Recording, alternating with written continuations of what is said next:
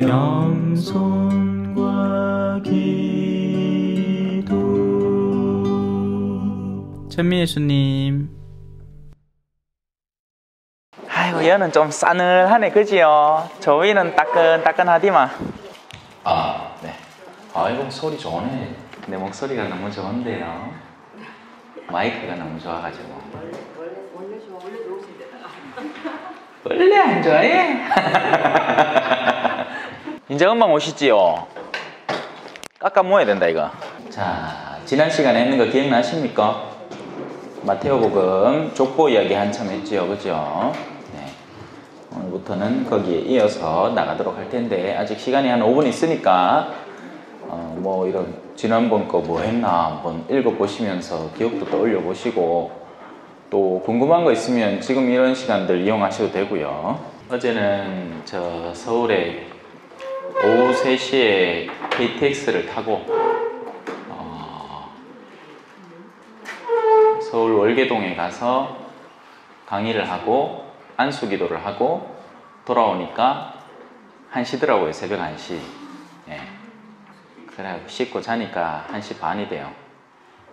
그러고 나서 또 오늘 아침에 이 전체 사제 회의를 또 대리구청에서 하고 그리고 지금 여기 이제 왔습니다. 점심 먹고. 좀에 뒤요.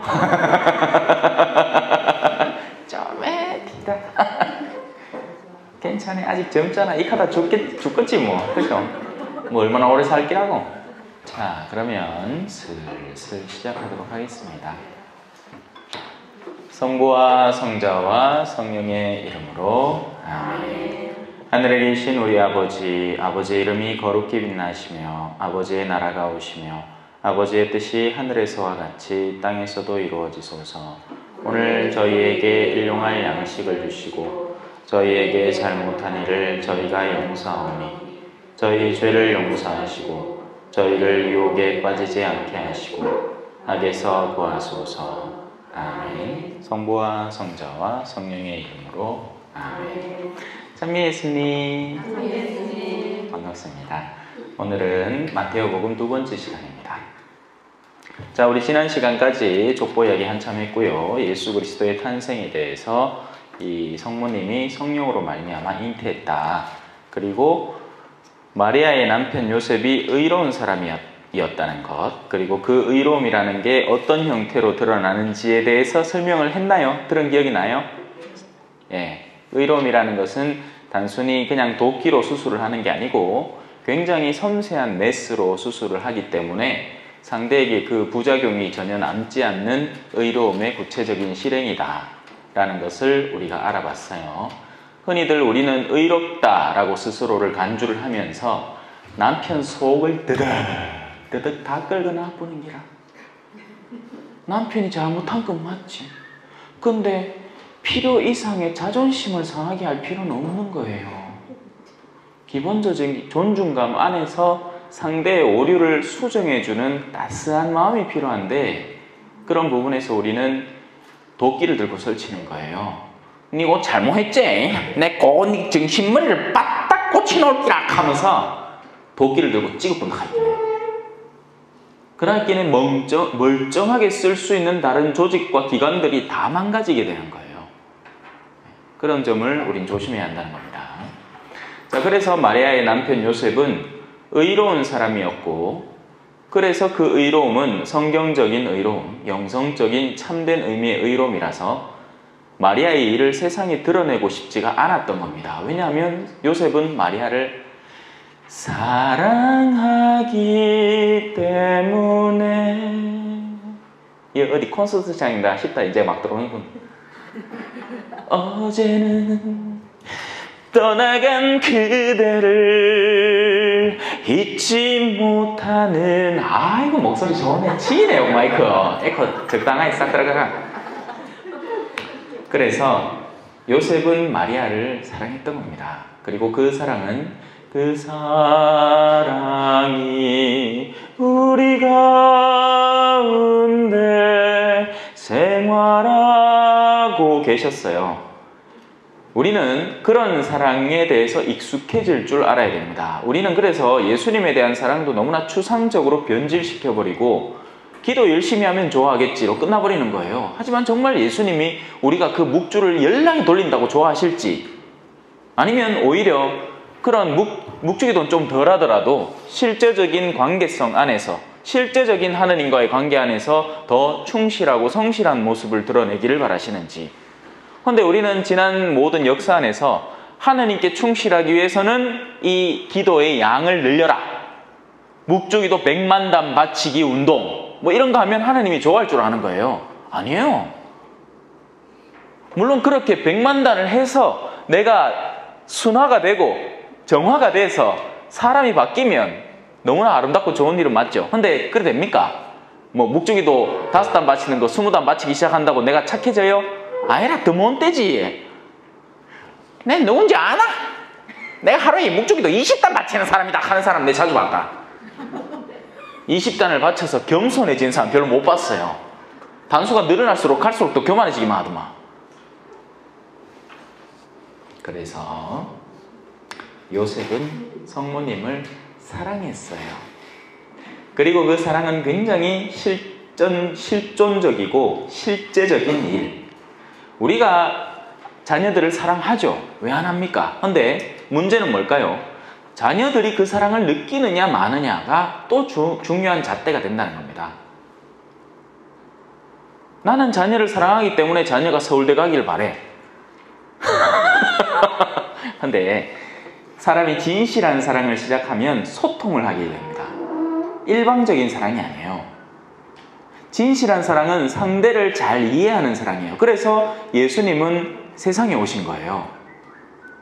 악마에게 유혹을 당해가면서 당신이 실제 인간 존재에 대해서 체득을 해가면서 그 인간 존재의 그런 삶의 모든 일련의 과정들을 당신 천상의 나라로 이끌어 올리기 위한 준비를 갖추신 거죠. 왜냐하면 사랑했으니까요. 하지만 그러지 않았다면 너무나 쉽게 생각하는 겁니다. 아이고 고마 왼쪽으로 좌회전해가 열어오면 댓글을 아이고 그걸 뭐하나. 우리 그런 말들 자주 듣죠. 언제? 축구할 때 남편에 비해서 에헤이 그 레프트 에헤이 그거를 막았어야지. 지가 운동장가 한번 뛰보람 5분도 안 돼가 갈게 뻔한데. 아이고 목소리 너무 크나? 마이크가 없으면 애매하겠다. 자, 그래요. 그래서 남 모르게 마리아와 파혼하기로 작정을 합니다. 일단 그 행해져 있는 결과는 드러나 있고 그 결과를 요셉은 분별을 했어요. 지금 아직 요셉에게는 그 사전 정보가 전혀 없는 겁니다. 이 일이 어떻게 일어났는지에 대해서 몰라요. 근데 이 성모님이라는 존재가 배가 남산만해지게 된 거예요. 임신을 했다는 게 이제 알게 된 거죠. 그래서 일단 그건 충격입니다. 하지만 그 충격을 자신은 완화하고 그 충격을 도구로 내뱉지 않고 복수하지 않는다는 얘기예요. 우리는 전혀 달라요. 우리는 소소한 거 하나라도 받으면 그 10배를 갚으려고 준비를 하는 이들이고, 요셉 성인은 자신에게 다가온 그 충격을 완화시키고 그리고 그 와중에 상대에게 대한 사랑을 실천을 하면서도 정의는 실천을 또 한다는 겁니다. 파혼이라는 조치는 취해요. 왜냐하면 그게 맞기 때문이죠. 하지만 그 이상도 그 이하도 아닌 딱 그것만 하려는 겁니다. 우리 같으면 어땠을까요? 난리 났을 기라. 파혼 전부터 온 동네를 돌아다니는데 우리 남편이 내한테 이래갖고 내가 속상해가 죽을 뻔 안 했나 막 이런 시나리오 있잖아, 그죠? 너무 진지하게 들어주시니까 내가 긴장이 돼. 웃으라고 하는 긴데 뭐.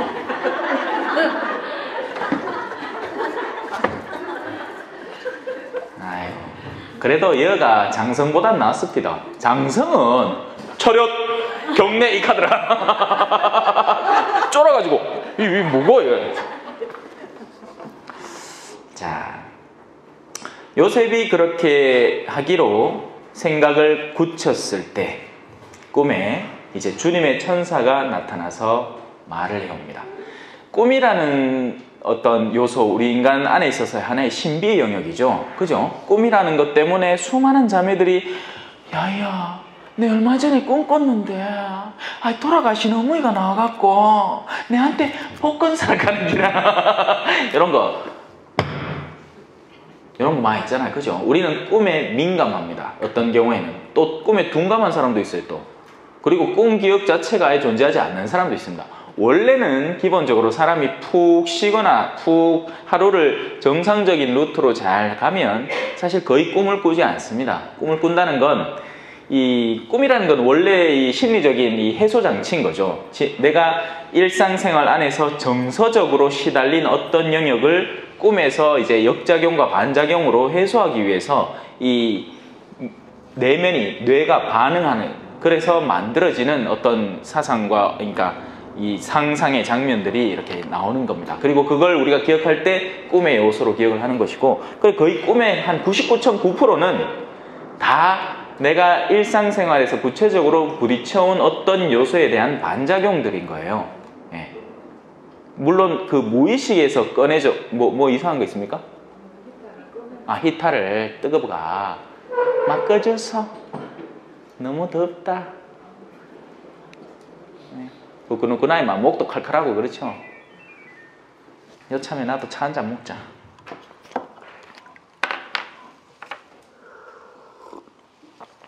자, 꿈이라는 요소는 그래서 너무 크게 비중을 안 두셔도 됩니다.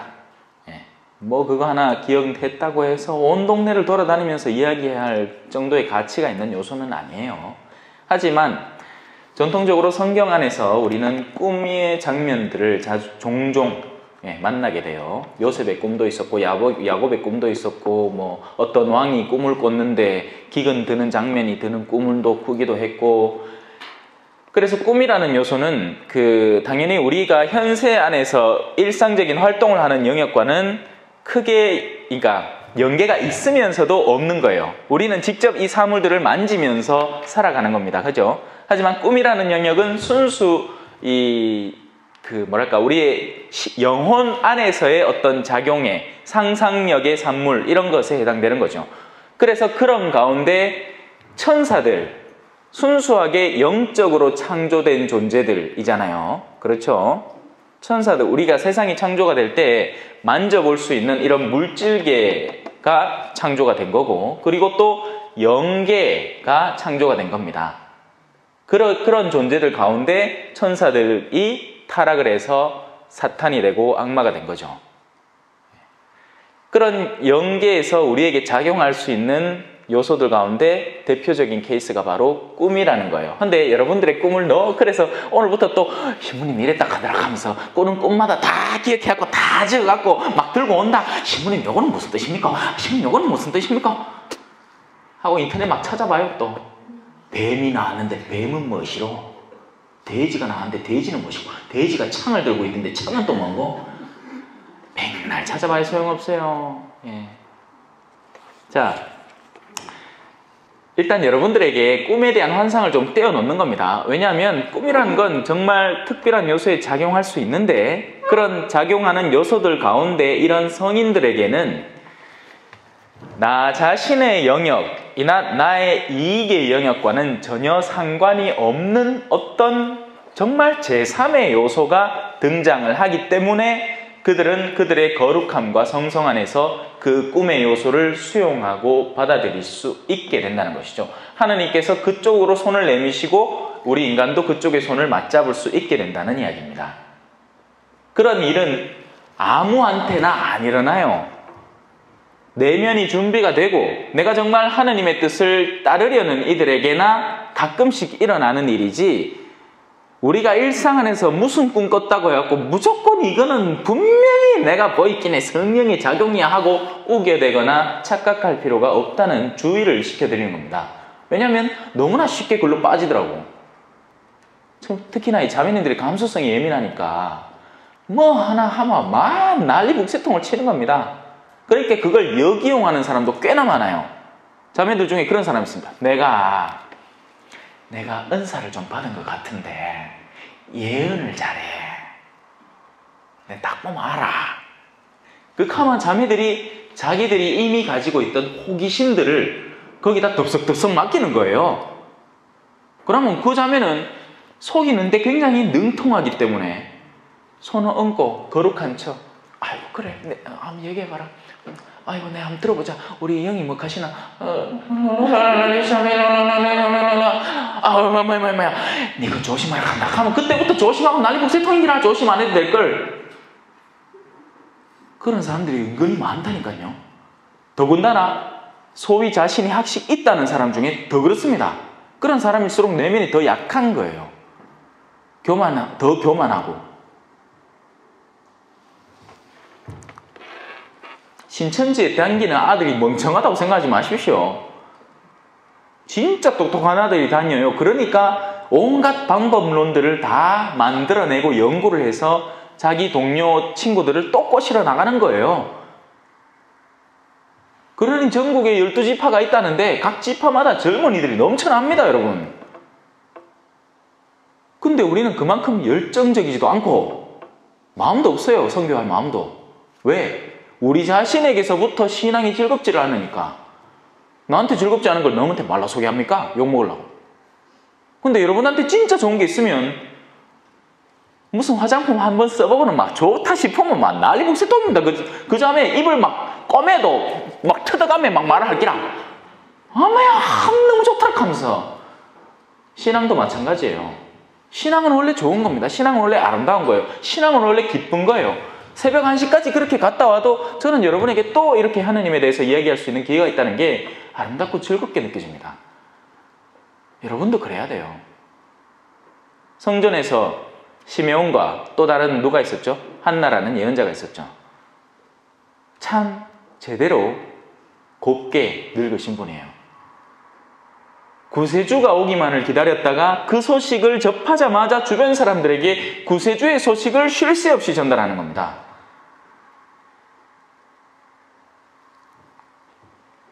하지만 우리 입에서는 과연 어떤 소식들이 전해지고 있고 사람들에게 어떻게 전달되고 있을까요? 우린 하루에 수많은 말을 해요. 가족들과의 만남에서, 내 주변 사람들과의 만남에서 과연 우리는 어떤 소식들을 전하고 있을지 한번 잘 살펴보시기 바랍니다. 다시 본론으로 돌아옵시다. 꿈. 성인인 요셉의 그 내면에 천사가 작용을 할 수 있었습니다. 근데 얼마나 황당했겠습니까? 그죠? 그래서 우리가 얼마든지 유추해낼 수 있는 어떤 영역은 이 천사의 작용이 아니에요. 그리고 꿈이라는 수단을 잘 쓰지도 않습니다. 옛날 사람들은 감수성이 지금보다 훨씬 더 예민했어요. 내적인 영역에 있어서 수용력이 굉장히 강했습니다. 지금의 우리는 현세적인 욕구에 더 많이 자주 시달리기 때문에 그 꿈 역시도 우리가 주변 사람들한테 꺼내는 영역 자체가 많이 물들어 있어요. 그런 욕구들에. 지금 제가 무슨 말 하는지 잘 이해하기가 힘들 텐데 이미 우리의 욕구는 이 현세의 이 21세기를 살아가면서 많이 기울어져 있는 거예요. 한측으로. 우리는 더 편리해지고 싶어요. 우리는 모든 일들이 더 빨리 진행되기를 바랍니다. 그 일들이 얼마나 충실하게 진행이 되는가, 그 일들이 얼마나 하느님의 뜻에 맞게 진행이 되는가는 전혀 중요한 문제가 아니게 되어버렸어요. 우리는 뭐든지 빨리, 그리고 사람들의 시선에 더 많게 드러나는 게 좋은 것이라는 인식이 기본으로 자리에 있으니까 설령 천사가 우리의 내면에 와서 우리에게 그런 영향력을 미치고 꿈으로 무언가를 전달한다 하더라도 여러분이 그걸 꿈 안에서 그런 경험들을 하면서도 결국 깨서 이야기하는 건 정말 꿈에서 천사가 와서 온갖 아름다운 모습들과 내가 선을 향해서 발달해 나갈 수 있는 성령의 지시를 따라서 갈 수 있는 요소들을 말했다고 쳐요. 근데 그 사람이 그런 꿈을 다 듣고 나서 나중에 일어나서는 이딴 소리를 한다니까? 내 돼지 봤대. 그러니까 천사가 나를 이끌려는 본질은 다 까먹고, 왜? 내 마음 속에 아예 그런 쪽의 바람 자체가 별로 없으니까. 천사는 우리를 어디로 이끌 것 같아요?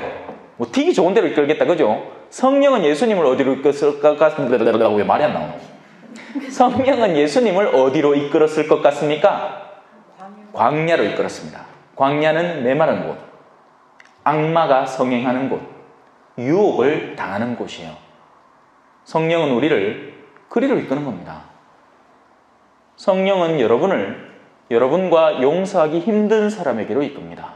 성령은 여러분이 수용하기 힘든 직분에로 이끕니다. 성령은 여러분을 십자가로 이끄는 거예요. 그런데 우린 글로 가기 싫어. 그러니까 꿈에서 깨고 나면 지가 가고 싶은 이야기만 잔뜩 하는 거야. 돈 벌고 싶은 이야기, 성공하고 싶은 이야기, 지 자식 잘 되고 싶은 이야기, 그런 것만 잔뜩 끌어모아서 얘기를 하니까 이게 될 말이 아니죠. 그러니 천사들은 그리로 작용을 안 한다는 겁니다. 우리의 마음이 순화되기 전까지는요. 하지만 우리의 마음이 순화되고 나면 얼마든지 우리에게 보호와 은총을 선물하려고 끊임없이 작용하게 됩니다. 하지만 우린 그런 갈망을 벌써 상실했죠. 정말 하느님을 따르려는 게 아니고 하느님을 따르는 척해서 성당 안에서 두각을 드러내고 싶은 게 우리의 욕구인 거예요. 아시겠습니까? 그런 내면이 숨어 있다니까요, 우리 안에. 그 정도 하면 넘어갑시다. 다음에 또 다룰 기회가 있을 거예요. 자, 그래서 꿈에 요셉은 그런 일을 겪을 수 있다는 것을 거듭 강조합니다. 우리는 아니에요. 그래서 함부로 꿈 얘기 들고 내한테 들고 오지 마이소. 예.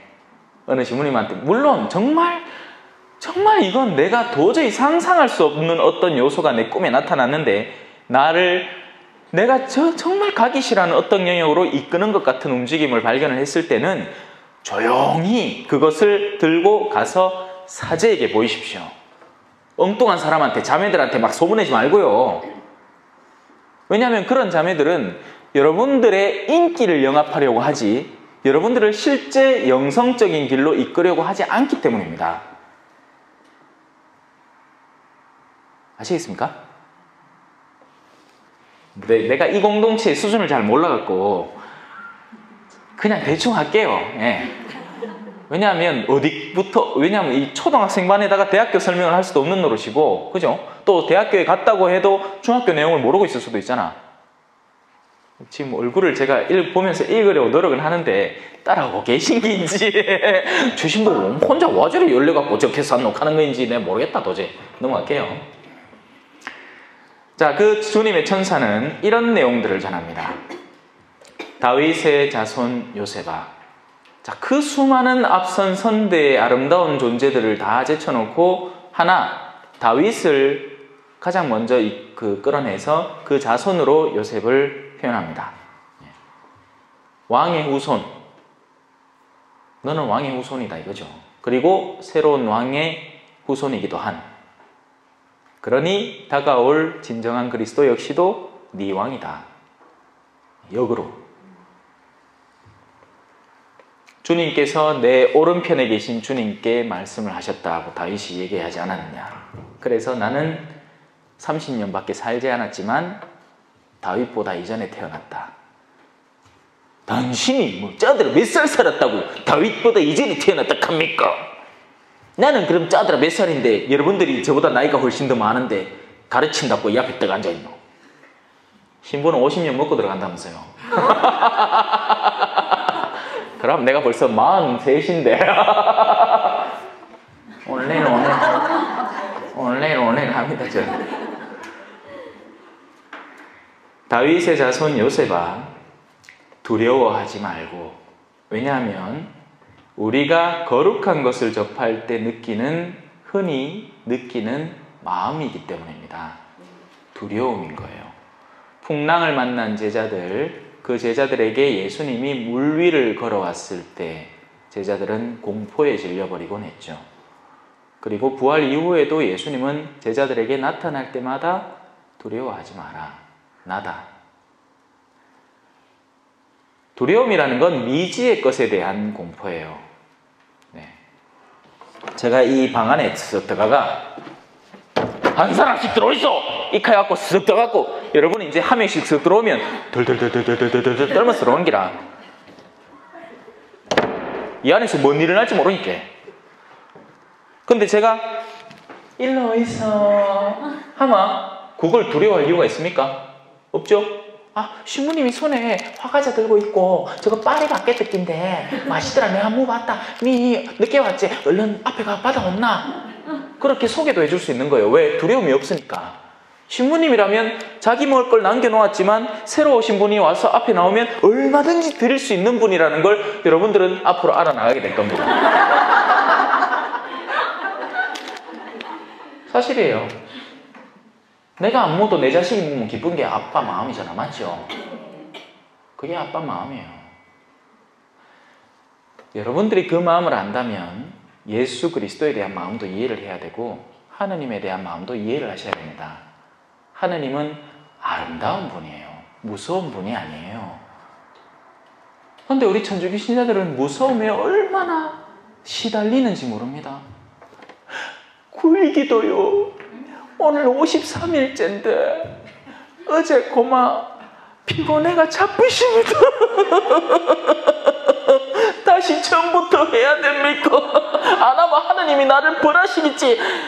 나 좋은 하느님도 없다. 하느님 저 팰기라 그죠? 54일 하루 남았는데 그것이 하루 전날에 그 엉망으로 했지. 니 죽었어. 그래 안 합니다. 그냥 하루 건너뛰고 오늘부터 새롭게 53일째 하면 돼. 뭘 그런 걸 걱정을 해요. 그러니까 우리가 하느님에 대해서 조성해 놓은 이미지 자체가 굉장히 험악한 이미지를 만들어 놨다는 거예요. 하느님은 그런 분이 아닌데, 하느님은 우리가 좋을 수 있는 그보다 100배, 1000배는 더 좋을 수 있는 분인데, 그죠? 성체를 그 딱딱한 거를 녹화무라느니 씌우면 큰일 난다고 생각하는 기라. 그럼 예수님하고 제자들은 티 죽었겠다. 그죠? 빵이 있다 시만한 걸 떡 쪼개갖고 입에 넣고는 이 화과자만 해도 요거 녹화무 보이소. 왜 될 것 같아요? 한 3시간 녹화무 해야 될 기라. 아니에요. 그건 우리의 이제 거룩함의 그러니까 우리가 그 성체에 대해서 아주 존귀하게, 옛날에는 진짜 존귀하게 다뤘거든요. 가루 하나 떨어지는 게 안타까워가지고 이 바닥에 성반을 새로 만들어가 독사들이 이걸 들고 서 있었어요. 오늘날은 그게 없잖아. 옛날에는 손으로도 못 받아 먹었어요. 괴산성당 같은 데 가면 앞에 재단에 철책 같은 거 있잖아요. 그 앞에 요래 끌어갖고 하고 있었어. 그러면 신부님이 그리스도의 뭐뭐뭐뭐뭐 하고 줬대. 실제 그래 줬대요. 하도 사람이 많은 게 사목적인 이유로 바꾼 거예요. 손으로 받으라고. 근데 그러다 보니 지나치게 이런 성체에 대한 존경심을 강요하다시피 하면서 엉뚱한 가르침들이 마구 생겨나게 된 겁니다. 성체 씹어 먹어도 돼요. 우리가 씹으면서 니 예수님 내한테 요랬지, 내 해달라 하라 가르쳤지, 이렇게 하지는 않잖아요. 그러고 그래 씹는다고 해서 예수님이 아파할 것도 아니에요. 예수님은 어디 아파하는지 아세요? 회개하지 않는 마음에 아파합니다. 그게 진짜 예수님을 아프게 하는 거예요.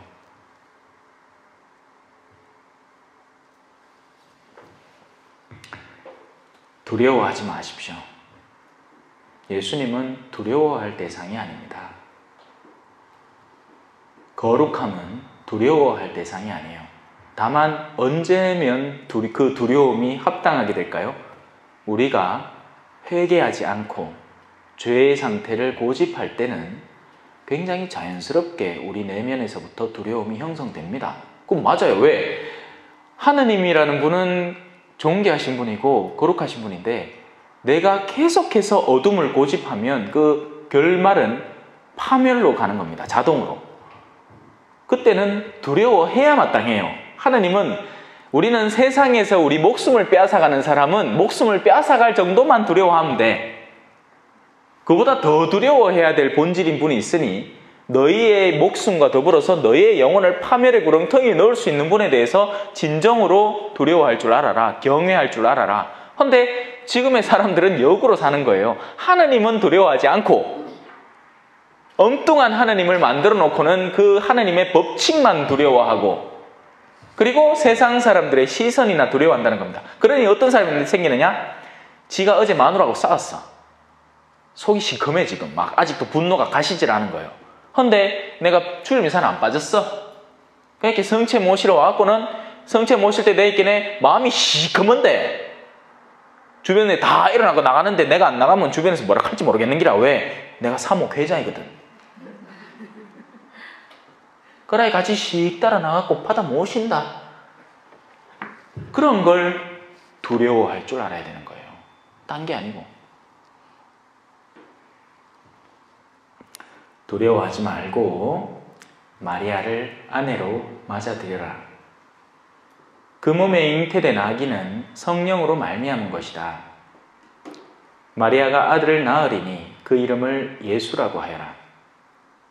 그분께서 당신 백성을 죄에서 구원하실 것이다. 이 일련의 메시지를 들은 요셉은 이것이 자신의 사고에서 나온 요소가 아님을 금방 알아차렸던 겁니다. 왜냐하면 자신의 개인적인 생각으로는 한 여성에게서, 그것도 자기 배우자가 될 사람의 몸에서 태어날 아기가 이 특별한 이름까지 지니고 하느님의 아들이고 그분이 하시는 일이 당신 백성을 죄에서 구원하신다는 오랜 전통의 예언의 목소리가 그 안에 담길 줄은 도저히 이건 연계시킬 수가 없는 요소들이 조합되어서 등장하는 거기 때문에 내가 헛꿈을 꿨구나 하고 무시할 수가 없었던 거죠. 그래서 요셉 성인은 그 내면의 감수성이 굉장히 예민했던 분인 거죠. 감수성이 예민하다고 뭐 금방 삐지고 이런 게 아니고 영적인 감도가 어마어마했던 겁니다. 그리고 여러분도 마찬가지인 거예요.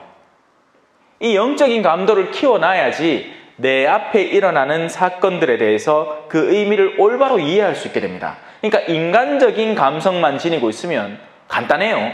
내가 기분 나쁘면 거부하면 돼.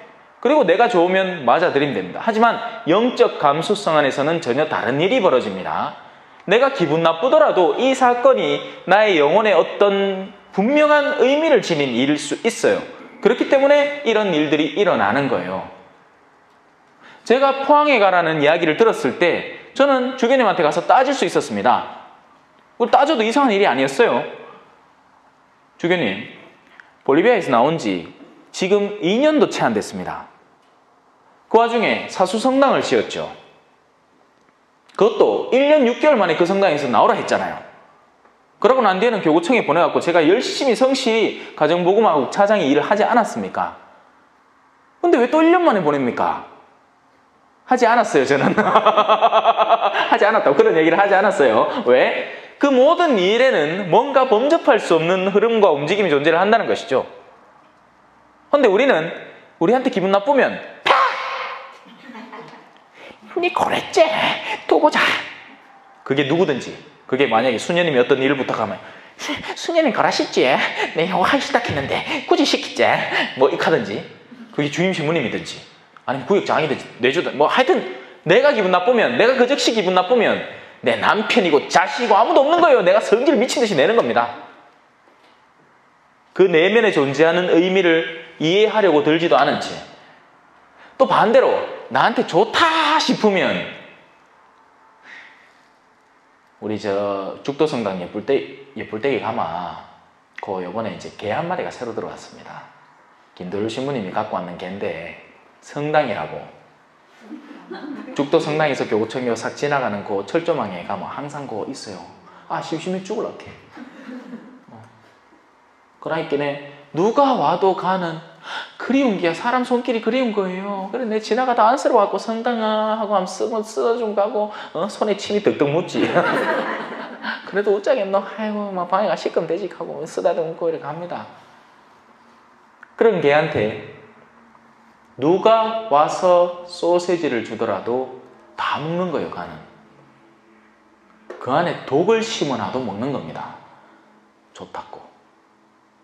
우리에게 일어나는 모든 긍정적인 외모를 지닌 모든 일들이 좋은 일은 아니에요. 분별하셔야 돼요. 정말 좋을까? 왜냐하면 그 안에는 독든 일이 굉장히 많기 때문이죠. 건강식품이 정말 좋을까? 미모가 아름다워지는 게 정말 좋을까? 한번 고민해 보셔야 된다는 겁니다. 하지만 우린 크게 고민하지 않아요. 왠지 아세요? 주변에서 다 좋다 하거든. 이웃 자매들이 다 좋다 하거든. 남편 성공하면 다 좋다 하거든. 자식들이 좋은 데 가면 다 좋다 하거든. 그러니까 미친 듯이 공부를 시키는 기라를 잤다 뭐 해가 내 한날 인터넷에 영상 하나를 보고 가슴이 얼마나 아프든지 쪼매나는데 잠이 와 죽겠는 거야. 엄마 잠아 죽겠다 하는데 엄마는 그걸 재밌다고 영상을 찍고 있으면서 알을 안 재웁니다. 공부시킨다고.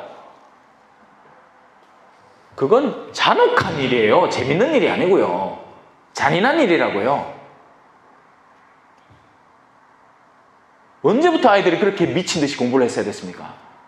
여러분은 그랬어요? 아니잖아. 애들은 놀아야 돼요. 애들은 놀라고 만들어진 존재고 그 열정적인 놀매 시간을 통해서 자신의 기쁨을 드러내고 그 기쁨을 부모에게 선물하는 겁니다. 그런데 애들이 전부 다 이렇게 된 게 좀비 맨키로. 그럼 놀 데가 어디 있을 것 같아요? 하나밖에 없는 거예요. 게임인 거죠. 어디서 놉니까? 놀이터에 가면 애들이 있어야 놀지. 놀이터만 만들어놨지. 놀이터 잘 만들어놨더라. 우리 때만 해도 뭐 흙바닥에 모래바닥에 뭐 당연한 거였고 먼지 좀 묻어오는 게 있고 집에 오면 씻으면 되는 긴데 우레탄으로 그냥 쫙 바닥을 다 깔아놨네. 근데 놀아야 말이지. 애들이 있어야 말이지. 그냥 흙 좋은 거 하나 만들어 놓은 거예요. 아파트 그 건축법 상에 아이들의 뭐 어떤 몇 단지 이상은 놀이터가 필요하니까 만들어 놓긴 했는데 너가 노나 그.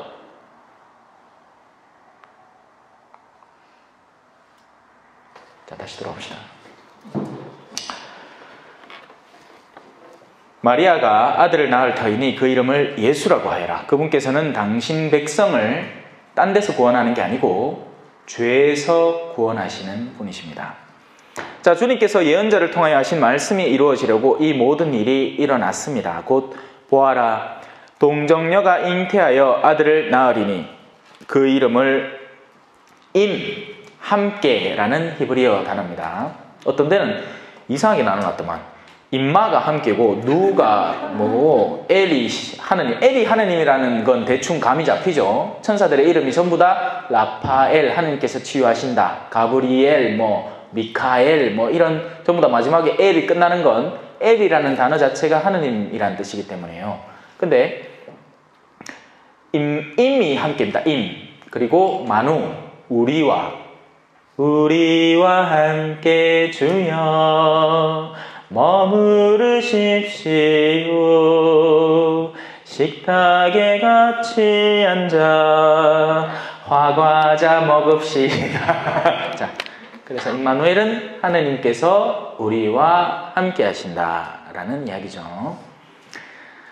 임마누엘은 번역하면 하느님께서 우리와 함께 계시다는 뜻이다. 잠에서 깨어난 요셉은 주님의 천사가 명령한 그대로 아내를 맞아들입니다. 쉽지 않았을 거예요. 왜냐하면 이 인간의 이 충격이라는 건 남기 때문이죠. 그래서 그러니까 아직 인간적인 감정은 해소되지 않았지만 하느님의 명이 존재하기 때문에 우리가 다가서 보는 겁니다. 내가 누군가와 화해를 시도를 할 수 있어요. 그런데 그렇다고 해서 그 사람의 상처가 완전히 아물고 모든 게 부드러워지기 때문에 다시 그러니까 그 사람과 같이 머무르러 사는 게 아닙니다. 그렇게 살려고 시도를 하면 아무하고도 못 살아요. 마음에 뭔가 남아있을 수 있어요. 그럼에도 불구하고 하나님께서 원하시는 명이 먼저 가고 우리가 그 명을 쫓아가기 때문에 인간적인 요소들이 미완성된 상태라도 거기로 따라가 보는 겁니다. 아시겠습니까? 네. 그래서 아내를 맞아들입니다. 그러나 아내가 아들을 낳을 때까지 잠자리를 같이 하지 않았죠. 그리고 아들의 이름을 예수라고 합니다. 2장으로 들어가 봅니다. 동방박사들이 와요. 예수님께서는 헤로데 임금 때 유다 베들레헴에서 태어나십니다. 그러자 동방에서 박사들이 예루살렘에 와서 유다인들의 임금으로 태어나신 분이 어디 계십니까? 우리는 동방에서 그분의 별을 보고 그분께 경배하러 왔습니다. 하고 말합니다. 재밌는 사건인 거죠. 정말 상상하지도 못한 머나 먼 곳에서 사람들이 찾아와서 예수님을 만나고자 합니다. 그만큼 예수님에 대한 갈망이 그들에게 존재했기 때문인데 그들이 겨우 보게 된 것은 별뿐이었어요. 천체를 관찰하다 보니 천체가 이상하게 뭔가 움직이고 전에 없던 별이 하나 나타났는데 예로부터 예언되어 있던 예언과 조합을 해보니까 저런 별이 나타났을 때는 어마어마한 왕이 세상에 온다라는 것에 따라서 그 미미한 별빛 하나로 따라오게 되는 거예요. 제가 성동성당에 갔는데 이 성경대학을 이제 하는데 누가 왔는지 아십니까? 신자도 아니라 불교 신자분이 오신 거예요. 자기 딸내미가 호주에 사는데 제 유튜브를 보는데 엄마 저 신부님이 강의하는데 꼭 한번 가보라 했나봐. 그래가 불교 신자인데 그거 와갖고 성경 강의를 듣고 계신 거예요. 내일 복음이 뭡니까? 이래 돼 있습니다. 잘 들어보세요. 그래서 우리가 하는 이 모든 일련의 그날의 복음 독서 그리고 우리가 일상으로 마주하는 모든 일들은 알게 모르게 하느님이 다 조합해 놓으신 겁니다. 그러니 오늘 복음에, 내일 복음에 이런 게 나와요.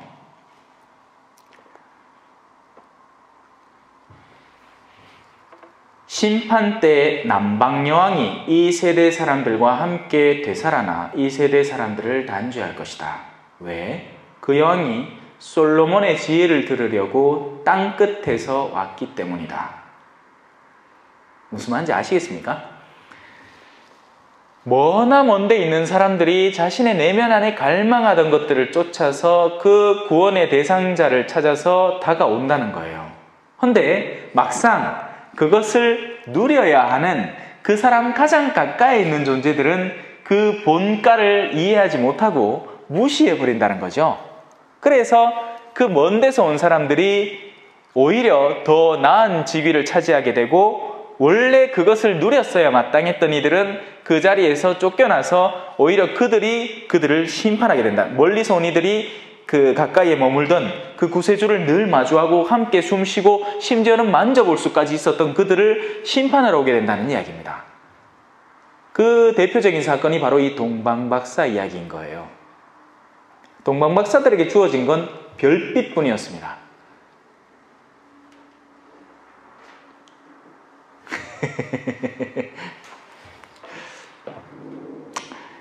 자, 이 말을 듣고 누가 깜짝 놀랐을까요? 바로 헤로데 임금과 온 예루살렘이 깜짝 놀랍니다. 여기서 말하는 온 예루살렘이라는 것은 그 당시에 거기에 존재하던 지식층들, 나름 알고 배우고 뭔가 깨치고 있다는 식자들을 말하는 거예요. 왕과 권력과 학식이 있는, 학식의 권력을 지닌 이들, 세상의 권력을 지닌 이들과 학식의 권력, 학식은 당연히 또 명예를 수반하죠. 그래서 권력과 명예, 그리고 그 두 가지는 언제나 뭐가 따라온다? 돈이 따라옵니다. 돈과 권력과 명예들이 깜짝 놀라게 된 겁니다. 왜? 왕이라는 단어, 임금이라는 단어를 들어버렸기 때문이에요. 우리는 동방에서 그분의 별을 보고 경배하러 왔습니다. 자, 헤로데는 이제 난리 북새통이 난 거예요. 백성의 수석 사제들, 백성들의 가장 우두머리, 가장 으뜸 그런 사제들과 또 율법학자들, 그런 정보에 대해서 빠삭하게 알고 있는, 오늘날로 치면 신학 박사들, 그런 사람들을 모두 모아놓고는 메시아가 어디서 태어나는지를 물어봅니다. 그리고 그 답은 다음 시간에 10분 쉬서. 자, 그러면 실무시 다시 시작을 하기 전에 제가 조금만 더 조정할게요. 그렇죠? 상당히 달라졌어요. 자, 계속 가도록 하겠습니다.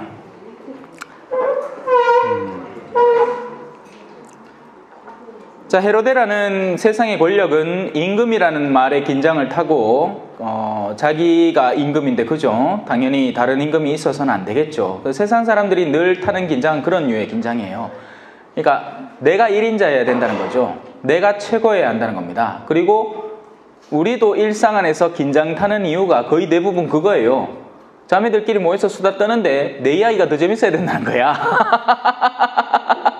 그래, 대도 안 한 것까 막 속으로 겉으로는 우아한 척, 교양 있는 척, 아메리카노 딱 시키가 마시면서 아, 그래, 네 얘기 재밌네. 근데 나는 이런 거를 듣게 됐는데 알란가 몰라 하면서 막 서로 막 싸우고 있는 기라. 말로 싸줘지. 남자들은 주먹 쓰고만 하지만 자매님들은 또 이 교양 있게 주먹 같은 거 안 써. 아, 네 얘기 재밌네. 일단 동조 좀 해주고 마음으로는 동조 안 되면서 그래, 아이고 그랬나. 그래, 좀 해주고. 왜? 그래야지 자기도 할 때 자기한테 또 해주거든. 이 미묘한 긴장관계. 아이고, 내 그런 자리에 초대받아가지고 앉아있으면 나는 다 읽히거든요. 그런 게 답답해 죽겠는 게야. 막 속 시원하게 니는 네 꼴 보기 싫고 자는 자 꼴 보기 싫고 니 좀 자랑하지 말고 그렇게 했으면 좋겠는데 그 얘기는 죽어도 안 해. 자, 그래서 헤로데는 긴장 타고 있습니다. 그리고는 자신이 쓸 수 있는 권력과 이런 능력치들, 바로 백성의 수석사제들과 율법학자들을 모아다 놓고 메시아가 태어날 곳이 어딘지를 물어보죠. 그리고 정말 웃기는 게 그들이 찾아내요. 알고 있다고요. 그들이 알고 있었던 거예요. 그래서 이 바리사이들아, 너희들은 사람들에게 그 사람들에게서 하늘나라의 열쇠를 빼앗은 다음에 너희들이 그걸 간직하고 있으면서 주지도 않는다. 들어가려는 사람을 도로 막고 앉았다. 이 점에서 우리 교회가 반성을 해야 되는 겁니다. 예비자가 금방 왔을 때 과연 우리는 어떤 것을 전해주고 가르쳐주고 싶어 할까요? 정말 그 예비자가 하느님을 만나는 1년의 과정을 선물해주고 싶은 걸까요? 아니면 내가 니보다 30년은 먼저 신앙생활을 했지, 니는 내한테 따라올라 멀었어. 자, 뭐부터 한번 시켜보고, 니 주님의 기도 할 줄 아나?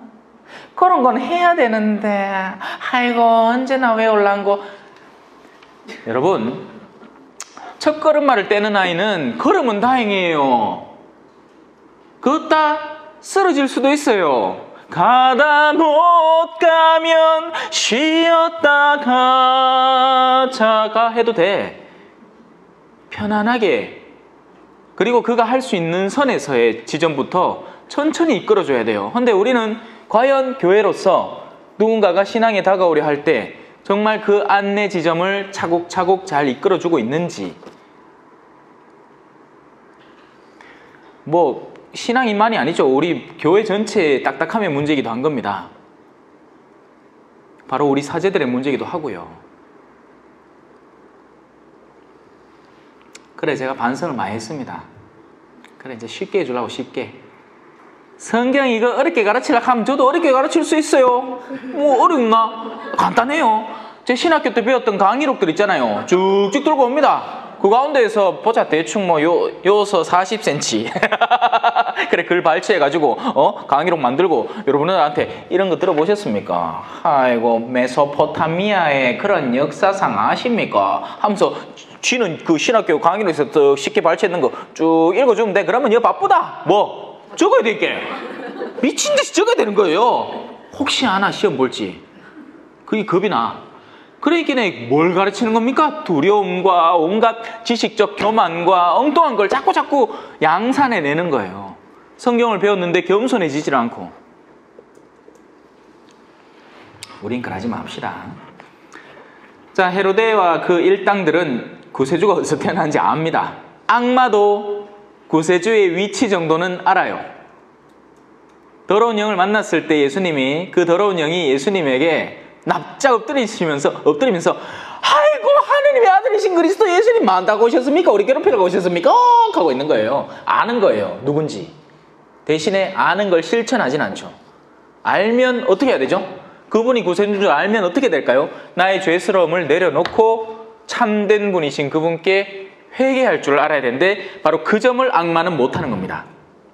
악마도 지식은 알아요. 얼마든지 알 수 있고 악마도 지식을 알면 알수록 좋아요. 왜? 그래야 선한 영혼을 지닌 이들을 더 쉽게 꼬드겨낼 수 있으니까. 옛날에 책 제목 이런 게 있었습니다. 우리가 알아야 할 모든 것은 이미 유치원에서 다 배웠다. 사실인지도 몰라요. 우리가 신앙생활을 하는데 필요한 모든 것은 이미 다 배웠던 거예요. 근데 뭐가 문제죠? 실천을 안 해.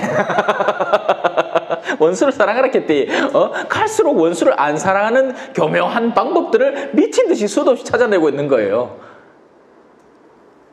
하느님을 사랑하고 자기 자신을 버리고 그리고 십자가를 지고 따르라 했더니 그것만 빼놓고 나머지를 다 하려 그래.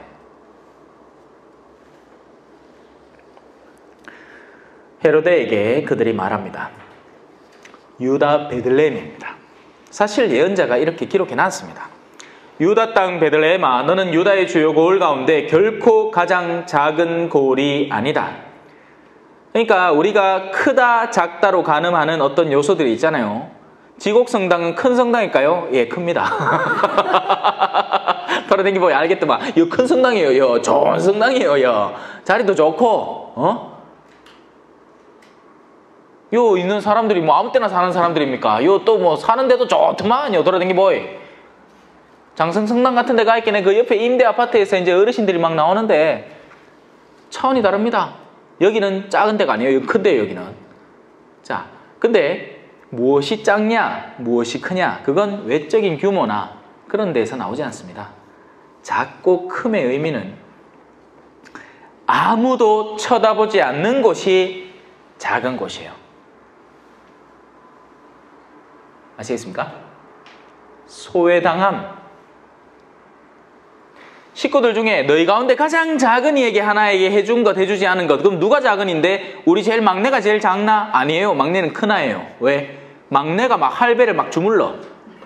할머니! 야, 이걸 가져! 하면 할배가 막 문방구 데리고 나갑니다. 그러면 가가 할배 위에요. 오늘날엔 그래요. 자식이 얼마나 귀한지, 이 손주님 놈들이 전부 다 공주님, 왕자님이 되어 계셔.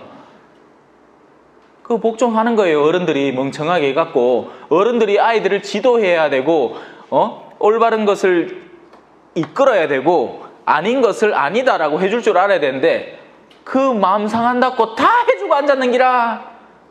아, 기죽이지 말라 하면서. 옛날에는 기죽이고 자식 어디 있습니까? 엄마가 바빠 죽겠는데 자식이 8명쯤 돼 있긴 해. 첫째가 막내 보고 앉았지. 뭔 놈아 자식 기를 죽이니 많이 뭐 걱정할 게 뭐가 있어요? 안 그래요? 끄덕끄덕 하신다. 그래서 유다 땅 베들레헴은 유다의 주요 고을 가운데 결코 작은 고을이 아니다. 그러니까 옛날엔 작았단 얘기예요. 근데 요즘은 안 작겠죠.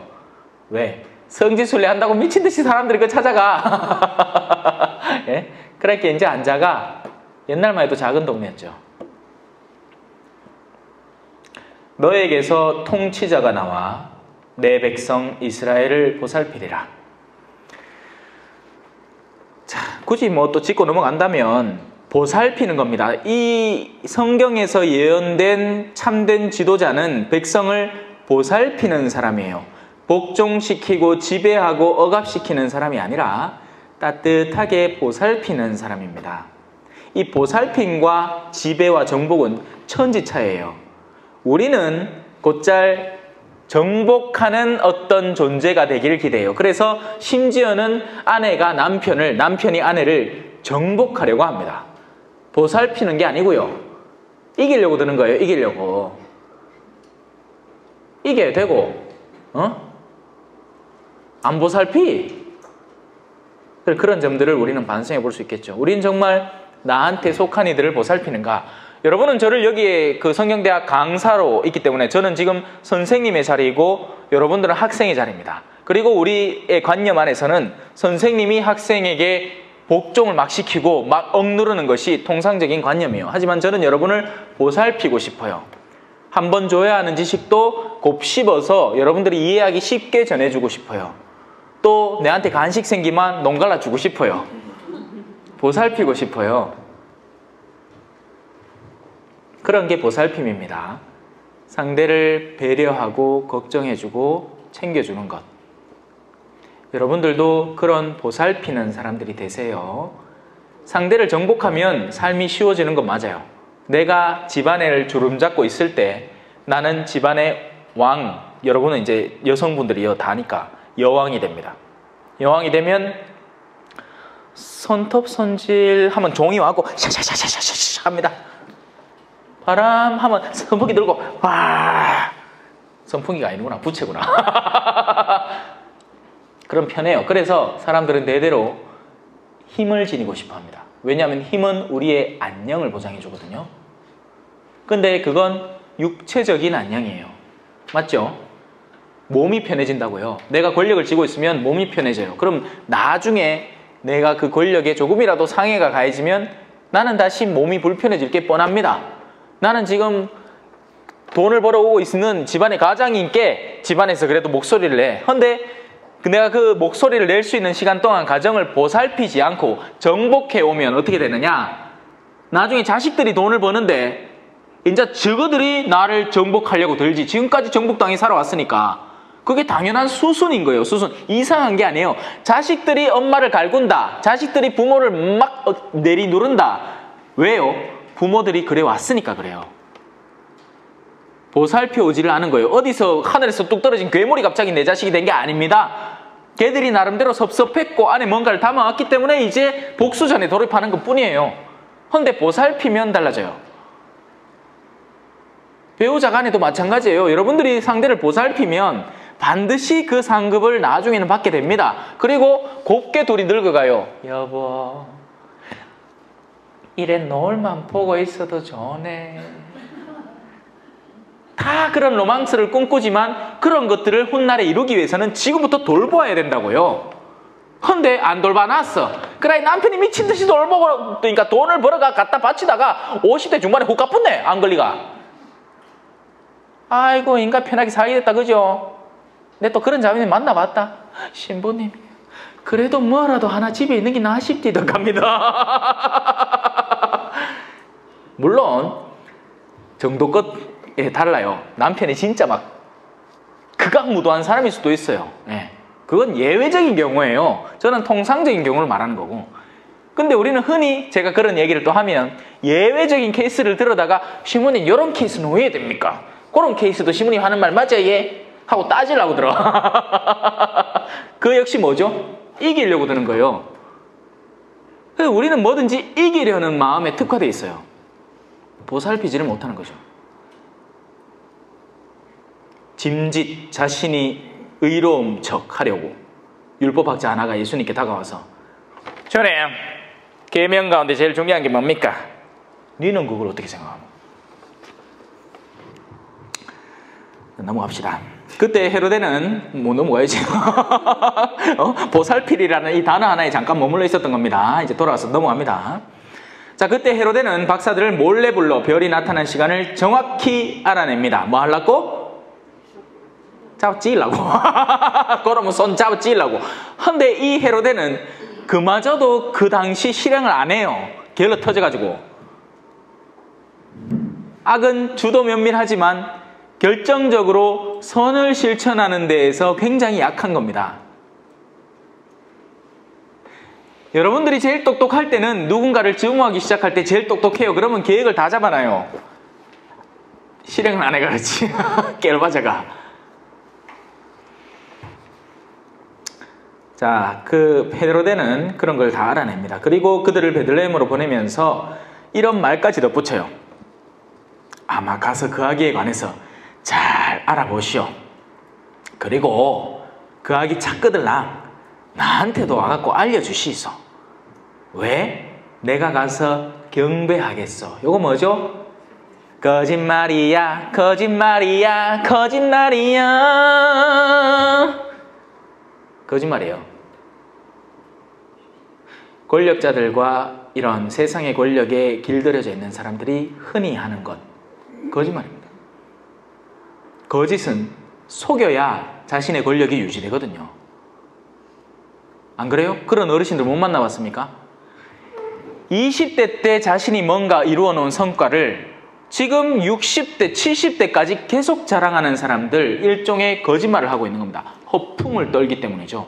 이미 자신에게는 그 능력치가 없습니다. 20대 때 그랬던 거지. 헌데 지금의 자신을 그렇게 부풀려 놓아서 사람들의 헛된 영광을 취하고 싶은 거예요. 그래서 자연스럽게 거짓말을 하는 겁니다. 허풍쟁이들은 다 거짓말쟁이들이에요.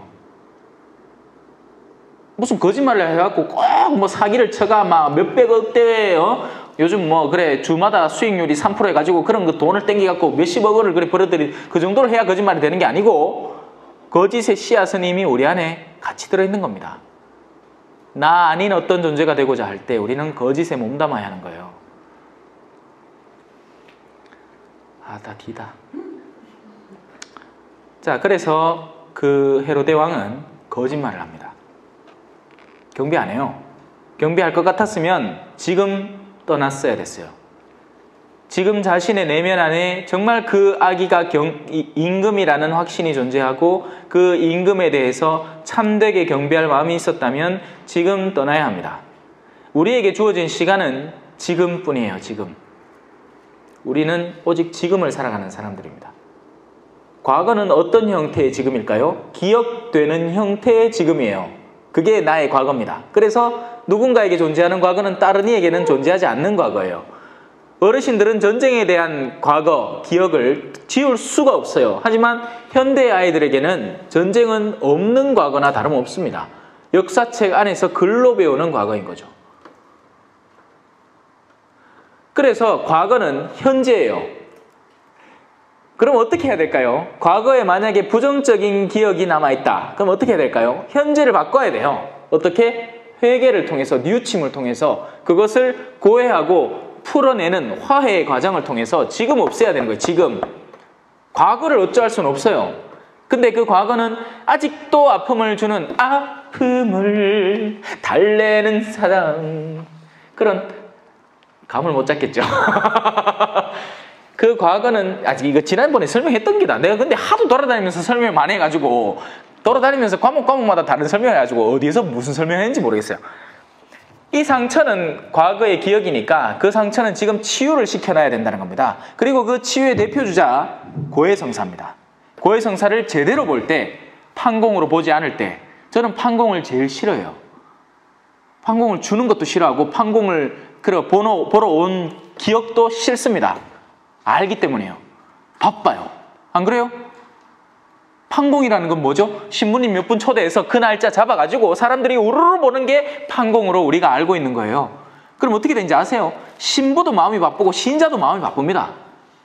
고해가 제대로 되겠어요? 안 돼요. 그냥 지할 소리 하고 줄 거 주고 무슨 은행 업무 처리하듯이 탁탁탁탁 끊겨야 되는 겁니다. 안 가고 한 사람 붙들고 그래요. 그래 혹시 뭐 아직 속에 이렇게 좀 남은 게 있어요. 그런 거 있으면 한번 들어보소. 익하고 앉았을 여유가 없는 거예요. 듣고는 주님에게도 3번, 성모성 5번, 묵주기도 하면 익하고 넘어가는 거예요. 착착착착. 그래야 신부님한테 도움이 되는 거예요. 그 본당 신부님에게. 그러려고 신부를 부르는 기고. 왜냐하면 딴 때 안 온대. 신자들이 딴 때 고해 보러 안 온대요. 평일에 좀 시간 내서 오면 될 거를 안 온대. 왜? 자기 주임 신부님이라고. 그거 한다고 딴 데 가서 보나? 그러지도 않아. 성당이 지척인데 코앞인데 이 포항 시내만 해도 몇 군데가 있고 내가 성경대학 다니려고 15만 오는 그런 장소인데 굳이 고해 성사보러 딴 데 또 안 가겠다는 거지. 그럼 남은 건 뭐다? 주일미사 하면서 신부 불러갖고 쳐내는 거예요. 성사는 일단 줘야 되겠고 냉담자는 만들지 말아야 될게. 저는 이만큼 멍청한 제도가 없다고 생각합니다. 외국에는 없어요. 판공이. 여러분, 한국에만 있어요. 몰라 뭐 중국에도 있나 일본에도 있나 모르겠다마는 제가 알기로는 한국만 있어요. 그러니 여러분들은 미리 충분한 시간을 두고 가능하다면 면담이라도 청해서 제대로 좀 씻어내서, 그래야지 과거가 청산이 되지. 지워진 과거, 그러니까 치유된 과거가 되는 거예요. 그러지 않으니까 같은 죄를 계속 반복하는 겁니다. 내 내면에서부터 치유가 안 돼. 제가 금요일마다 성령 기도회 하거든요. 미사는 안 와도 돼. 10시부터 성사 줍니다. 성사라도 보러 오이소. 대리구청에. 엄마야 이런 소문 내면 안 되는 거 아이가? 몰라. 어디서? 온나? 뭐 한 사람 붙들고 1시간 주면 되지. 뭐 어차피 시간이 정해져 있는 게고, 그죠? 먼저 본 사람 장땡이다. 자, 그래서 헤로데는 그 아기를 경배할 마음이 절대 없습니다.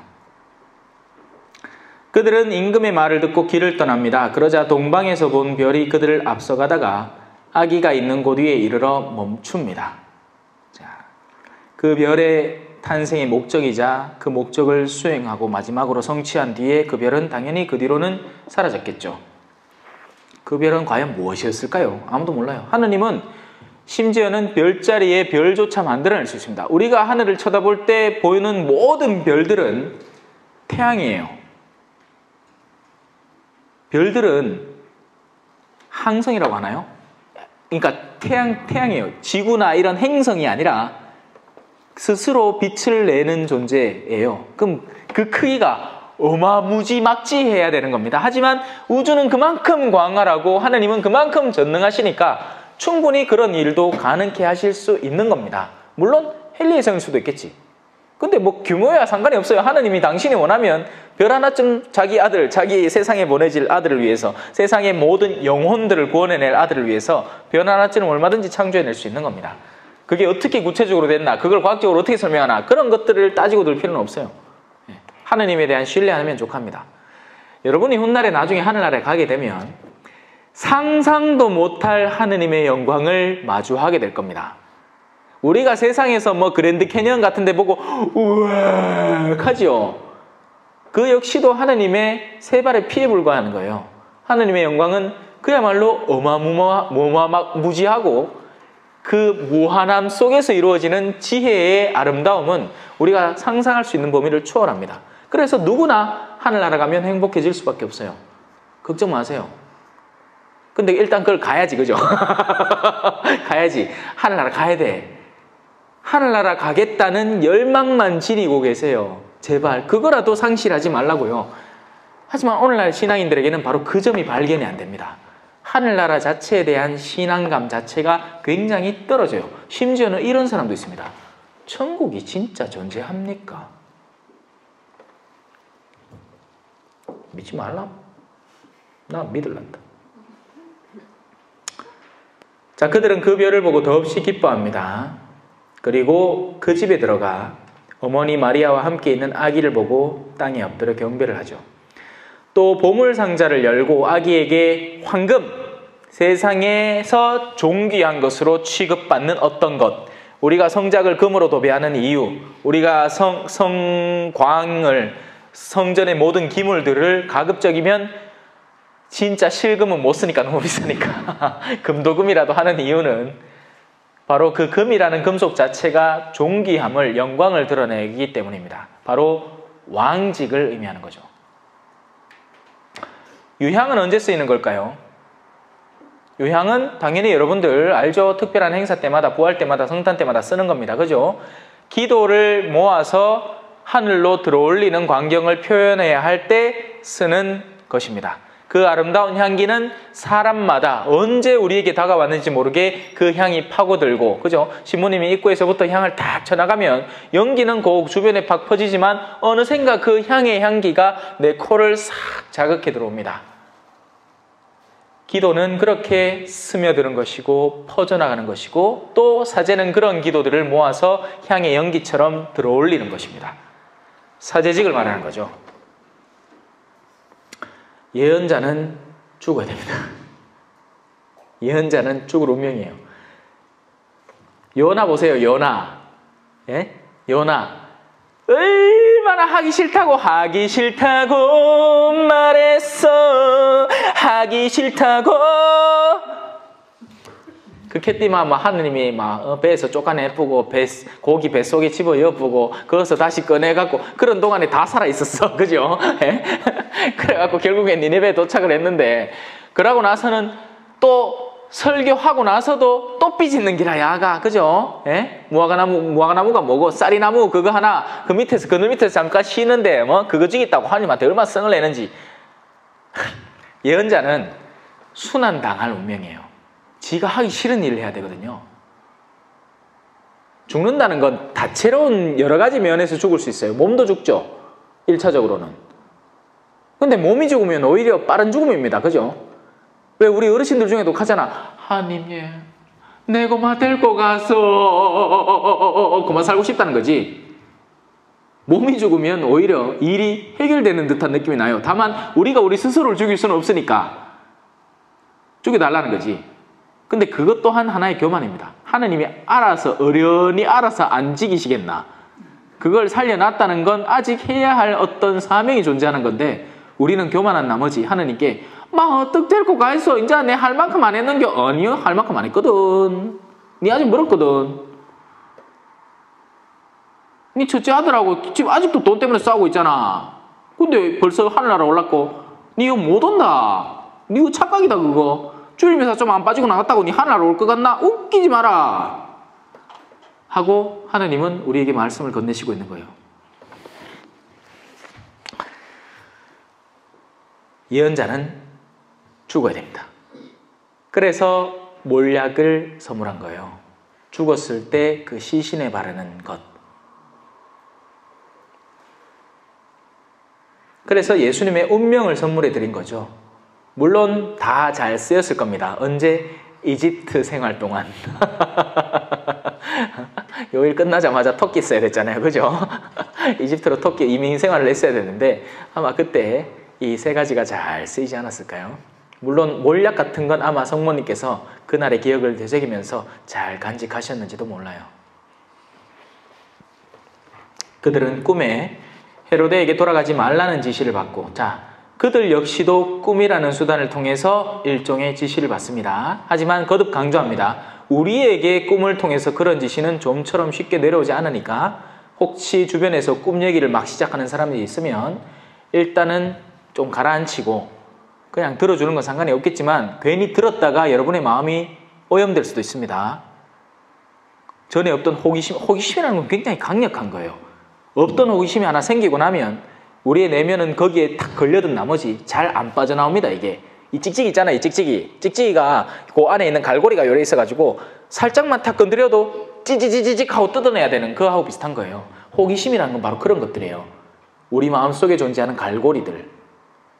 그래서 이야기를 많이 하면 재밌는 삶을 사는 것 같죠? 아니요. 더 천박한 경험들에 노출된 삶을 많이 살아갑니다. 내가 이야기하는 대상자가 누구냐에 따라 달렸어요. 여러분은 이 성경 강좌를 아무리 듣더라도 엉뚱한 호기심에 사로잡힐 가능성은 굉장히 드뭅니다. 왜냐하면 주된 텍스트가 성경이고 그 성경에 대해서 제가 여러분들에게 해설하려는 노력 속에서 이 강좌가 이루어지는 것이니까 다른 의도는 전혀 없어요. 근데 여러분들이 친구들하고 이야기를 나눌 때 그 안에는 온갖 종류의 세속적 호기심이 우리를 자극시킬 준비를 단단히 갖추고 있습니다. 그렇기 때문에 조심할 필요가 있어요. 근데 우리 조심 안 하지. 그런데 혹시나 모임 자리 빠지면 내 혼자 소외되는 것 같고 외롭고 섭섭한 느낌이 들고 막 그래갖고 막 화가 난다. 화낼 이유가 전혀 없는데 도리어 감사해야 될 판에. 그런 데는 좀 덜 나가도 돼요. 오히려 충실한 친구들을 잘 사귀십시오. 여러분들의 정말 충실한 속내를 진지하게 나눌 수 있는 대상자들. 그냥 비밀 캐가는 사람 말고요. 비밀 캐가는 사람은 반드시 훗날에 여러분들의 비밀을 또 다른 누군가에게 소개하고 앉았습니다. 여러분들에게 그런 식으로 다가왔고 여러분들에게 툭 하면 누군가 제3자의 비밀을 얘기하는 사람들 있잖아요. 조심하세요. 뱀의 혀를 가진 사람들입니다. 왜냐하면 그런 성질의 이야기는 할 게 안 되기 때문에요. 자기 자신에 대해서 개방할 줄 알아야 돼요. 그런데 그런 자리 자체가 별로 없죠. 오늘날의 교회 안에는 더더욱이 없는 것 같습니다. 전부 다 모이가 335 모여갖고 그 자리에 없는 누군가를 욕하고 있는 그런 모임이나 발견되죠. 신부가 있는 데서도 극하고 앉았으니 자기들끼리는 얼마나 더 잘하겠어요. 그죠? 이래 해놨으니 나는 초대 안 하겠지 이제. 자, 그들은 꿈에 헤로데에게 돌아가지 말라는 지시를 받고 다른 길로 자기 고장에 돌아갑니다. 사명을 수행한 동방박사 세 사람이었어요. 그런데 그 사람들은 사명이 완전히 성취된 그 예루살렘에 머문 게 아니고 예수님을 만난 뒤에 자기가 원래 살던 고향, 나의 살던 고향은 구미 신평동 갔다 왔습니다. 얼마 전에. 지난 주일날 신평성당에 이수성 신부님이 특강해달라고 해갖고 제가 어릴 때 이석진 신부님이 계시던 때 천연성체 받은 그 성당에 갔다 왔습니다. 성당은 고스란히 살아있더라고요. 나머지 것들이 많이 변했어요. 여러분들 지금 이 지곡성당에 다니시고 계시잖아요. 지금 여러분이 보는 수많은 것들이 한 몇십 년 후에도 고스란히 살아있을 것 같죠? 또 모르는 일입니다. 세월이라는 건 정말 10년이라는 시간은 강산도 변하게 만드는 거예요. 전에 제가 살던 아파트 싹 사라져 있고 완전히 새로운 아파트가 건축돼 있었고, 성당도 성당의 본 건물 외에 주변의 모든 것이 싹 다 바뀌어 있었습니다. 심지어는 제가 다니던 유치원, 성심유치원, 예수성심신녀에서 하던 유치원인데 그것마저도 그 자리에서 사라지고 다른 데로 새로 지어져 있더라고요. 그리고 그 옆에는 5대1구청 건물이 들어서 있죠. 우리는 자, 1차적으로 여러분이 예수 그리스도를 만난 뒤에 고향에 돌아가야 됩니다.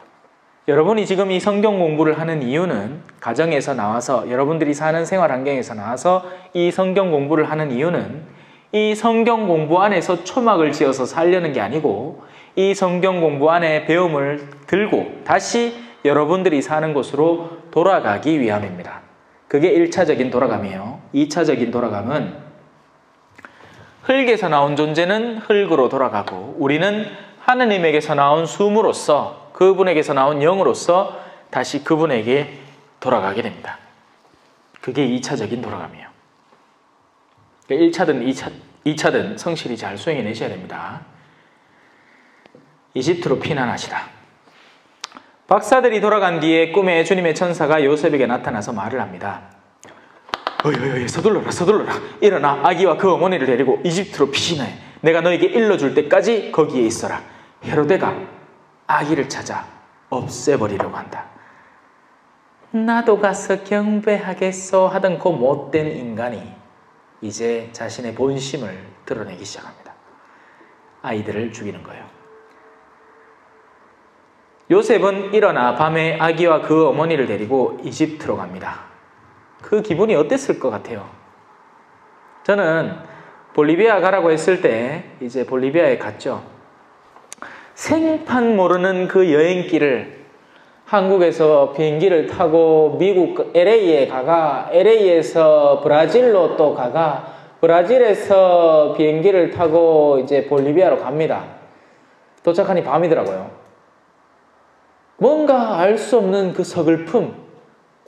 일단 미국까지는 그래도 제가 그동안 영어를 그래도 배워왔잖아요, 학교에서. 그러니까 Excuse me, how much is it? 막 이래 해갖고 이거 막 물건도 좀 사고, 또 미국에 구경할 게 많더라고. 그죠? 애플샵 이런 데가, 그때만 해도 애플샵 별로 없었겠구나. 하여튼 그 전자제품 파는 데 가고 막 이런 것도 보고 저런 것도 보고 막 재밌었어요. 근데 브라질 공항에 내리니까 영어를 안 하는 게, 사람들이, 남미 사람들이 영어를 잘 못해요. 거기에서 인포메이션 데스크 같은데, 이 정보를 이제 소개하는 안내 데스크 같은데 가야지 거기에 겨우 영어를 하는 한두 사람인데, 그것도 영어를 떠듬떠듬해. 그 이제 환경 자체가 완전히 바뀌어 버린 거죠. 그러니까 뭔가 서글프고, 그 느낌은 설명할 수가 없습니다. 뭔가 배제된, 내가 완전히 그냥 축출된 느낌, 낙동강 오리알이 된 듯한 그런 느낌에 젖어들어 살게 됩니다. 선교 생활을 이제 초창기에 하면 제일 먼저 어떤 게 눈에 들어올 것 같아요? 자기 마음에 위안을 주는 모든 요소들을 갈구하게 돼요, 나의 시선이. 그래서 간판이 전부 다 스페인어로 되어 있어요. 뭐 로베르토니, 리카르도니 뭐 이래갖고 막 적혀있는데 그 가운데에서 영어가 발견이 되면 그나마 좀 숨 쉬는 것 같아. 아, 저건 내가 읽을 수 있는 단어다. 그러다가 진짜 반가울 때는 언제인 줄 아세요? 한국차 발견할 때. 그때는 고향 온 듯한 느낌을 잠깐 티코 아이가 티코. 포니 맞습니다. 포니. 야, 포니가 있더라. 그 동네 아직까지. 그 동네 사람들은 가난한 게 이제 옛날 중고차 같은 것들을 딴 나라 거치고 왔는 걸 그거 다 수입하는 거예요. 그래가 일본 차는 방향 자체가 다르잖아요. 예? 우측 그니까 오른쪽에 있는 운전대를 뽑아갖고 거꾸로 만들어가. 그래 운전하고 댕기고 막 하대. 그 가운데 한국차가 있는데 포니가 있습니다. 자, 그래서 이 이집트로 피신했다는 것은 어마어마한 시련의 시간을 의미합니다. 그 가족들에게는요. 이 예수님의 가정, 소위 성가정, 결코 무난한 가정, 아무런 문제가 없는 가정, 아무런 시련의 요소가 없는 가정이 절대 아니었습니다. 오히려 정반대예요. 오히려 더 하느님의 뜻을 따르려는 그 일련의 사명 가운데 그들이 겪어야 했고 순환당해야 했던 일들이 더 많았던 거죠. 그렇게 그들은 헤로데가 죽을 때까지 거기 있습니다. 주님께서 예언자를 통해서 내가 내 아들을 이집트에서 불러내었다 하신 말씀이 이루어지려고 그리 된 것이다. 이런 이야기들이 자주 나오죠. 말씀이 이루어지려고 그리 된 것이다. 그리고 그 앞전 부분에 2장 5절에는 예언자가 이렇게 기록해 놓았습니다. 또 이 1장 21절, 22절 보면 주님께서 예언자를 통하여 하신 말씀이 이루어지려고 이 모든 일이 일어났다. 그러니까 이 모든 일련의 과정 안에서 그 모든 것들이 하느님의 계획 안에 이미 들어있었다는 거예요. 구세주에 대한 사업이. 그러니까 인간이 죄를 지을 줄을 하느님이 아예 모르셨던 건 아니에요. 자유의지를 선물을 하면서도 인간이 엇나감으로 나아갈 것을 충분히 예상하실 수 있었던 거예요. 하지만 이미 그때부터 구세주에 대한 계획까지도 인간이 그러니까 그냥 이 상태로만 있어서는 안 되는 거예요. 그의 의지는 성장을 하는데 그 성장 과정 중에서는 성장통도 느끼고 시련도 느끼고 다툼도 존재하고 하는데 그런 것들을 다 겪어내고 이겨낼 때 그의 안에서 강한 내성이 생겨난다는 겁니다. 뭐에 대한 내성? 악에 대한 내성이. 그러면 그들은 새롭게 유혹이 다가와도 절대로 이제는 물들지 않는 새로운 백성이 되어가는 거죠. 우리가 추구해야 되는 것은 온전하게 피정 같은 데 가고 한티 같은 데 가고 맨날 그 차려주는 음식만 아이고 열애만 살면 좋겠다, 아이고 미사범사, 아이고 열애만 듣고 살면 좋겠다 하는 그게 좋은 게 아니에요. 우리는 일상 안에 머물면서 일상 안에서 우리가 마주치는 수많은 도전거리들을 극복해 나가면서 살아갈 줄을 지금부터 훈련하고 배워야 되는 거죠. 그리고 그것을 위해서 가장 잘 선택된 최고의 도구는 여러분의 배우자입니다.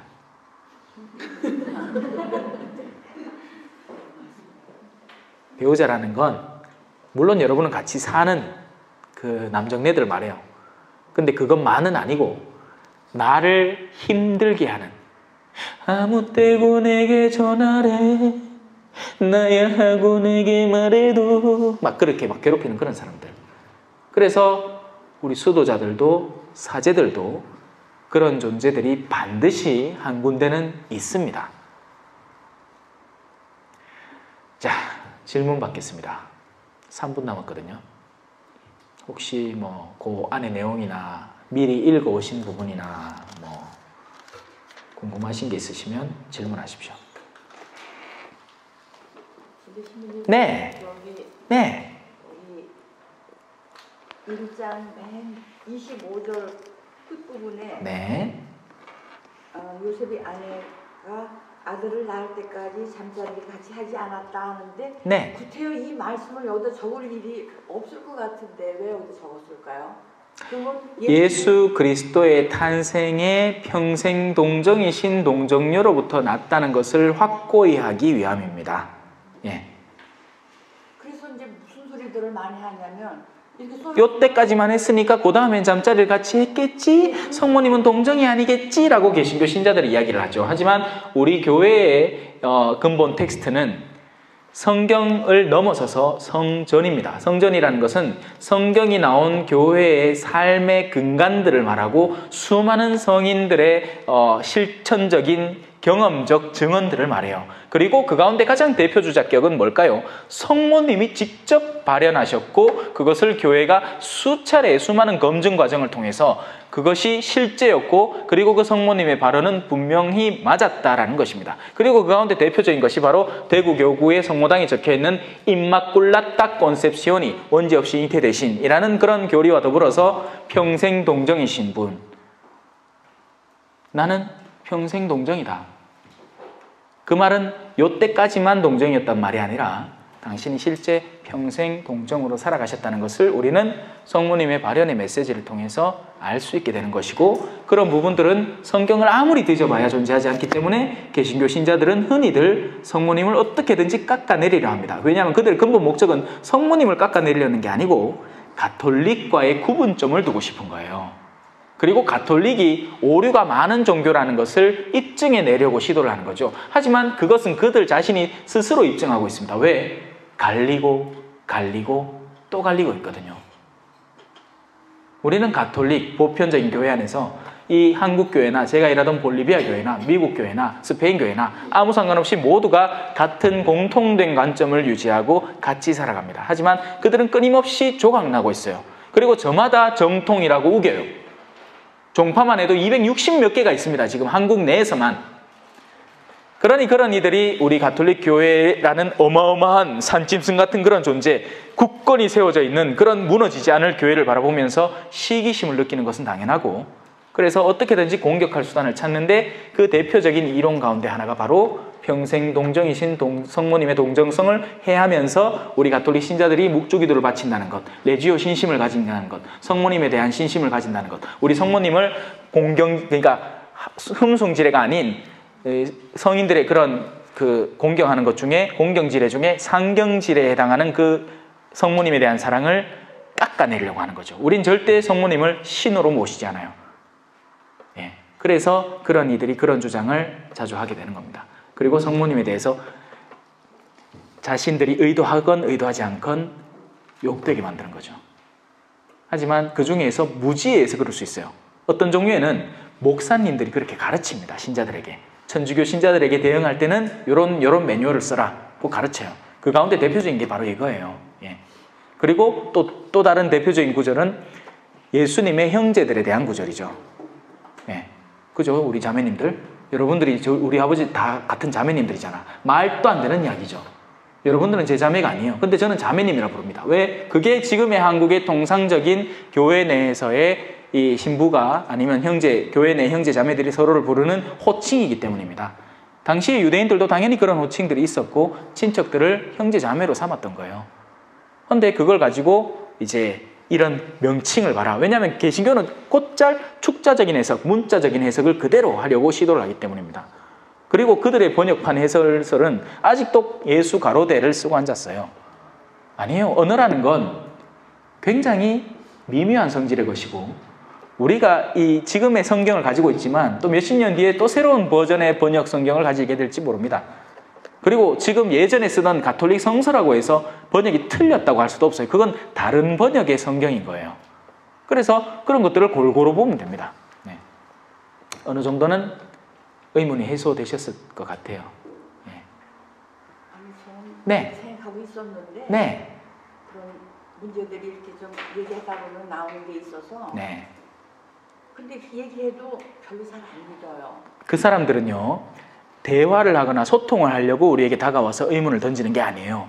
우리를 공격하려고 넘어뜨리려고 시도를 합니다. 그래서 그런 이들과 설득을 하려고 시도하지 마시고 그런 이들이 공격을 들어올 때는 아 맞나 그래 생각하나 아이고 그런갑지 하고 될 수 있으면 그 충돌 자체를 피하세요. 충돌하는 것 자체가 그들이 의도하는 바고 충돌하면 우리는 냉철한 이성으로 말 그대로 수술 도구로 충돌을 하는 게 아니고 우리 역시도 감정을 가지고 어떻게든지 이겨보려고 하는데 논리적으로 이길 수가 없습니다. 그들이 준비해놓은 매뉴얼에 따르면. 죄송합니다. 수업 시간 다 끝났으니까 막 전화가 오네. 경기도 포천에서 전화가 왔습니다. 자, 의문이 살짝 해소가 되셨죠? 그런 분들을 자주 접하게 될 거예요. 특히나 친지나 아니면 가까이 사는 이웃들 중에 개신교 신자분들이 계실 때 우리가 천주교 신자라는 걸 알면 당장 그런 매뉴얼을 들고 공격해 들어오기 시작할 겁니다. 긴장하지 마시고 근데 가급적이면 안 들을 수 있으면 좋은데 어쩔 수 없으면 들으시긴 하는데 그리고 와서는 그 사람들과 직접 맞대면 하시지 말고 그리고는 저한테 들고 오세요. 이런 케이스들. 그러면 저는 또 저대로 신뢰가 늘어나고 그런 것들을 모아서 여러분들에게 적절한 대응법도 알려드릴 수 있을 겁니다. 성부와 성자와 성령의 이름으로 아멘. 영광이 성부와 성자와 성령께 처음과 같이 이제와 항상 영원히 아멘. 성부와 성자와 성령의 이름으로 아멘. 감사합니다. 겸손과 기도